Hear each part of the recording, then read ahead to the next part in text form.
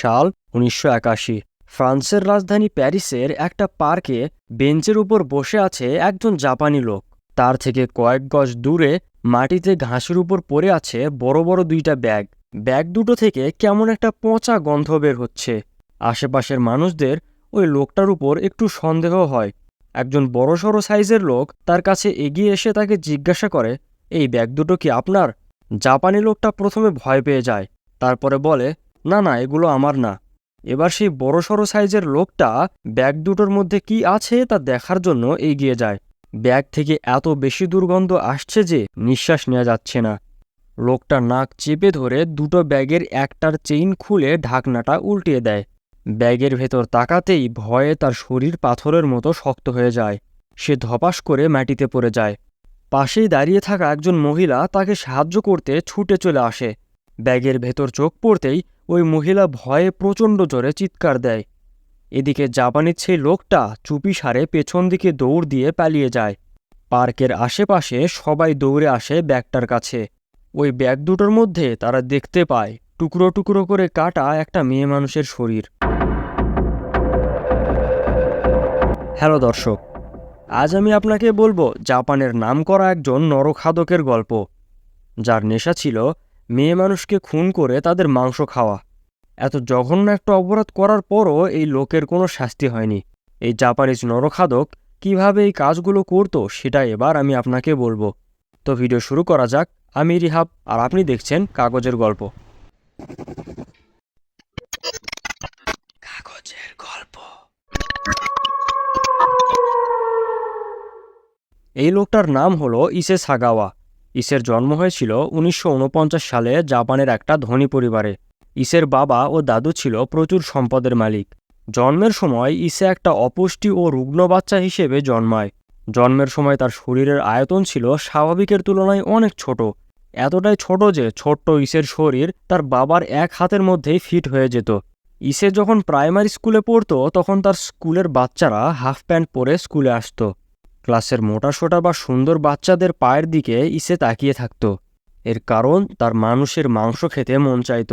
ছোটবেলা থেকেই ইসের এই অস্বাভাবিক চাহিদা তৈরি হয়, কিন্তু সে এই কথা ভয়ে কাউকে বলতো না। ইসে যখন বড় হয়, অর্থাৎ কিশোর বয়সে, তাকে জাপানের একটা বড় কলেজে ভর্তি করানো হয়। তার চেহারার জন্য কলেজের কোনো মেয়েই তাকে পছন্দ করত না। ছোটবেলা থেকেই রুগ্ন থাকায় বড় হবার পর তার উচ্চতা ছিল মাত্র ৪ ফুট ৯ ইঞ্চি।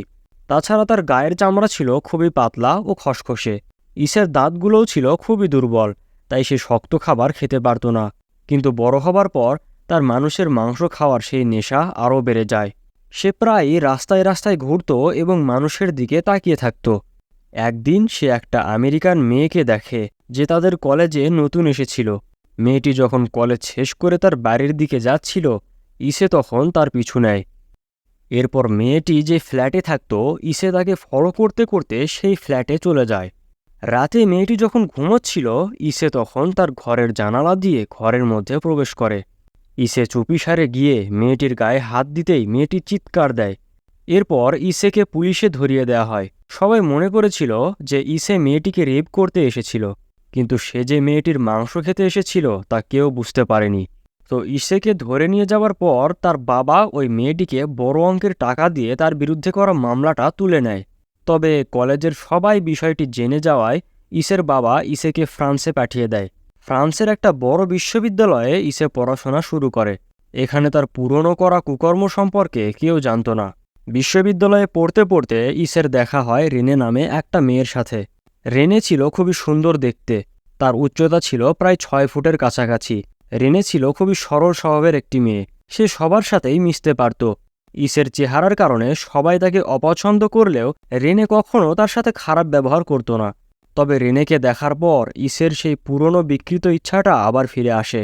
ইসে মনে মনে শপথ করে ফেলেছিল যে সে যেভাবেই হোক রেনের মাংস খাবে। ইসে রেনের সরলতার সুযোগ নিয়ে তার সাথে বন্ধুত্ব করে। পড়াশোনায় সাহায্যের জন্য তারা প্রায়ই একে অপরের বাড়িতে যাওয়া আসা করত। তো একদিন ইসে রেনেকে বলে যে তার পড়াশোনার জন্য রেনের কাছে একটু সাহায্য লাগবে। তো রেনে বেশ খুশি মনেই ইসের বাড়িতে চলে যায়। রেনে গিয়ে ঘরের দরজায় নক করতেই ইসে দরজা খুলে দেয়। রেনে খুব সুন্দর একটা ড্রেস পরেছিল। ইসের মনে হয় রেনের শরীর থেকে একটা পজিটিভ এনার্জি বের হচ্ছে এবং তাকে যে করেই হোক সেই পজিটিভ এনার্জি নিজের মধ্যে নিতে হবে। আর তার একমাত্র উপায় হলো রেনের মাংস খাওয়া। ইসে প্রথমে হাসি মুখেই রেনেকে ডেকে এনে তার পড়ার টেবিলে বসতে দেয়। এরপর সে পাশের ঘরে চলে যায়। পাশের ঘর থেকে ইসে একটা বড় শটগান নিয়ে আসে। ইসে পেছন থেকে রেনের সাথে স্বাভাবিক গলায় কথা বলতে থাকে যেন কিছুই হয়নি। রেনে অন্যদিকে তাকিয়েছিল, তাই সে কিছুই বুঝতে পারে না এবং ইসের সাথে গল্প করতে থাকে। রেনের মাথার দিকে বন্দুক তাক করে ইসে গুলি চালিয়ে দেয়। কথা বলতে বলতে এক মুহূর্তের মধ্যে রেনে চেয়ার থেকে নিচে পড়ে যায়। মাথার পেছন থেকে গল গল করে রক্ত বের হতে থাকে। রেনে মারা যায়। ইসে যখন বুঝতে পারে যে সে একটা মানুষকে মেরে ফেলেছে, তখন সে প্রথমে অজ্ঞান হয়ে পড়ে যায়। জ্ঞান ফেরার পর সে দেখে রেনের বডিটা মেঝেতেই পড়ে আছে, সারা মেঝে রক্ততে ভেজা। ইসের মনে হয় ওই মরা লাশ থেকে সেই পজিটিভ এনার্জিটা তখনও বের হচ্ছে। ইসে ধীরে ধীরে লাশটার কাছে যায়। প্রথমেই সে রেনের সেই রক্তাক্ত লাশটাকে ওই অবস্থাতেই রেপ করে। এরপর রান্নাঘর থেকে চাকু নিয়ে এসে লাশের মুখ ও প্রাইভেট পার্ট থেকে মাংস কেটে নিয়ে কাঁচাই খেতে শুরু করে। ইসের দাঁত খুব দুর্বল হওয়ায় হাত ও পায়ের শক্ত মাংসগুলো সে খেতে পারে না, তাই কিছু মাংস রান্না করে খায় এবং কিছু মাংস ফ্রিজে রেখে দেয়। ফ্রিজটা ছোট হওয়ায় অল্প কিছু মাংসই সে ফ্রিজে রাখতে পারে, বাকি লাশটা বাইরে রাখতে হয়। সময়টা ছিল গ্রীষ্মকাল, তাই লাশটা খুব তাড়াতাড়ি পৌঁছতে শুরু করে। লাশের গন্ধ পেলে প্রতিবেশীরা সন্দেহ করতে পারে, তাই ইসে লাশটাকে দুটুকরো করে কেটে আলাদা আলাদা করে দুইটা বড় স্যুটকেসে প্যাক করে। ইসে ঠিক করে সে ব্যাগ দুটোকে শহরের পার্কের পাশে যে লেকটা আছে সেই লেকে ফেলে দেবে। এজন্য সে একটা ট্যাক্সি ভাড়া করে। ইসে খুবই দুর্বল শরীরের মানুষ হওয়ায় ভারী ব্যাগ দুটো তুলতে পারছিল না, তাই সে ওই ট্যাক্সি ড্রাইভারকে দিয়েই ব্যাগ দুটোকে ঘর থেকে বের করিয়ে আনায়। এরপর পার্কে পৌঁছে ব্যাগ দুটোকে টেনে আনতে আনতে তার দম ফুরিয়ে যায়, তাই ব্যাগ দুটোকে ঘাসের উপর ফেলে রেখে ইসে পাশে একটা বেঞ্চের উপর গিয়ে বসে। ব্যাগ দুটো থেকে খুবই বাজে গন্ধ বের হতে থাকে। তখন সময়টা ছিল প্রায় বিকেলবেলা। পার্কে তখন অনেক মানুষ ঘুরতে এসেছিল। সবাই যখন ব্যাগটা ঘিরে ধরেছিল, তখন ইসে চুপিসারে পালিয়ে তার বাড়িতে চলে আসে। তবে ইসে বুঝতে পারে যে সে খুব তাড়াতাড়ি ধরা পড়বে, কারণ ওই ড্রাইভার সহ পার্কের অনেক মানুষ তার চেহারা দেখেছে। ব্যাগে তার আঙুলের ছাপও আছে। ঠিক 2 দিন পরেই ফ্রেঞ্চ পুলিশ ইসেকে তার বাড়ি থেকে ধরে নিয়ে যায়। ইসে পুলিশের কাছে তার অপরাধ স্বীকার করে। এই ঘটনা শোনার পর ফ্রান্স এবং জাপান উভয় দেশের মানুষ প্রচণ্ড ক্ষেপে যায়। তারা চাইছিল ইসেকে যেন কঠিন থেকে কঠিনতর শাস্তি দেয়া হয়। কিন্তু এতগুলো প্রমাণ থাকা সত্ত্বেও ইসের বাবা তার টাকার জোরে আবার ইসেকে ছাড়িয়ে নেয়। এরপর ইসে জাপানে চলে যায়।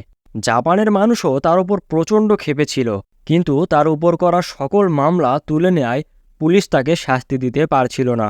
তবে ইসের সাথে জাপানের সকল মানুষ তাদের যোগাযোগ একেবারে বন্ধ করে দেয়। তার ঘটনা সবাই জেনে গিয়েছিল, তাই কেউ তাকে চাকরি দিত না। তবে এতে কিন্তু ইসের কোনো সমস্যা ছিল না। সে তার বাবার রেখে যাওয়া টাকা দিয়েই আরামায়েশ করত। ইসে তার এই কাজের জন্য নিজেকে নিয়ে গর্ববোধ করত। ইসে তার এই জঘন্য কাজ নিয়ে নিজেই একটা মুভি বানিয়েছিল। এছাড়াও ইসে তার জীবনী নিয়ে একটা বই লিখেছিল, যেখানে সে বলেছে সে নাকি একজন এলিয়েন, তাই সে এসব কাজ করেছে। এতে নাকি তার কোনোই দোষ নেই। ইসে তার টাকার জোরে অনেক টিভি শোতেও হোস্টিং করেছে এবং সে একটা শোতে প্রকাশ্যে বলেছিল যে মরার আগে আমি আবার একটা মানুষের মাংস খেতে চাই। তবে তার এই আশা কখনো পূরণ হয়নি। জীবনের শেষ সময়টুকু সে একা একাই কাটিয়েছিল এবং 2022 সালে নভেম্বর মাসের 24 তারিখে নিউমোনিয়ার কারণে টোকিও শহরের একটা হাসপাতালে চিকিৎসাধীন অবস্থায় ইসে সাগাওয়া মারা যায়। তখন ইসের বয়স ছিল 73 বছর। এই লোকটা এত বড় জঘন্য একটা কাজ করার পরেও 73 বছর বেঁচে ছিল, তাও আবার জেলে নয়, নিজের বাড়িতে খুবই আরাম আয়েশের মধ্যে।